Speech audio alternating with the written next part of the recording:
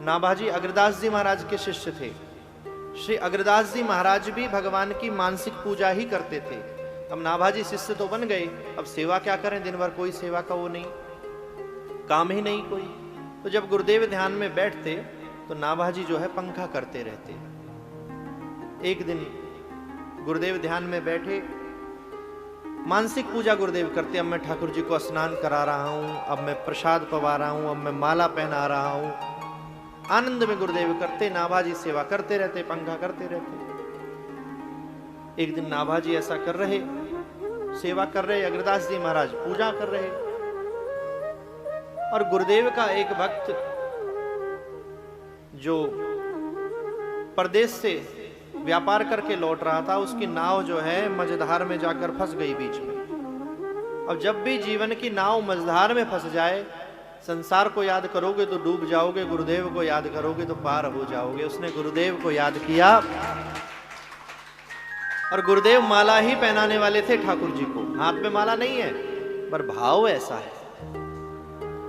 भाव का भूखा हूं मैं, भाव ही एक सार है, भाव से भजता मुझे तो भव से बेड़ा पार है। हाथ रुक गए गुरु जी के। क्यों रुक गए? क्योंकि भक्त ने टेर लगाई। गुरुदेव कहीं भी रहें आपके, सशरीर हैं नहीं हैं उससे मतलब नहीं है, जो नाम दिया है वही ब्रह्म है। जैसे ही ध्यान लगाओगे, कभी भी पुकारोगे, उन्हें आपका चिंतन हो जाएगा। अब गुरुदेव ने भक्त को देख लिया आंख बंद करे करे कि भक्त जो है मझधार में फंसा हुआ है, क्या किया जाए। चिंतन करने लगे, अभी पूजा में व्यस्त हूं, कैसे इसकी नैया पार लगाऊं। हाथ जो है वहीं पर रुके रहे, 1 मिनट 2 मिनट 1 घंटा 2 घंटा, बहुत समय बीता। नाभाजी चिंतित हो गए, गुरुजी को ऐसे तो टाइम नहीं लगता है, फट से माला पहना देते हैं, आज कौन सा ध्यान लगाया, लगता है बहुत सुंदर भगवान की झांकी का दर्शन हो रहा है इसलिए ध्यान लग गया। नाभाजी ने भी ध्यान लगाया। देखो, जैसी कृपा गुरुदेव पर होती है वैसी कृपा गुरु के शिष्य पर भी होती है। उसके अंदर भी ये सामर्थ्य आ जाती है कि ध्यान लगाकर वह देख सकता है। नाभाजी ने ध्यान लगाया कि गुरुदेव के मन में क्या चल रहा है जो पूजा बीच में रुक गई, गोविंद की किस झांकी का दर्शन हो रहा है।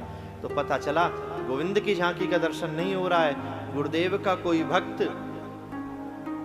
अति कठिन परिस्थिति में फंसा हुआ है, उसकी नाव फंस गई है, गुरुदेव को पुकार रहा है आकर बचाओ। गुरुदेव का ध्यान पूजा से हटकर उस भक्त के पास चला गया है। नाभाजी ने कहा, जब से मैं गुरु आश्रम में आया हूं, जीवन में अगर एक पल भी मैंने निस्वार्थ गुरुदेव की सेवा करी है, उस सेवा का फल मुझे ना मिले, उस सेवा के फल से उस शिष्य की नैया पार हो जाए। नैया पार हो गई। नाभाजी ने कहा, तुम ध्यान मगन रहो गुरुवर, नैया तो किनारे जाली। गुरुदेव पूजा करके उठे, बड़े प्रसन्न हुए, नाभाजी को हृदय से लगाया। मानसिक पूजा में भी बड़ी सामर्थ्य है।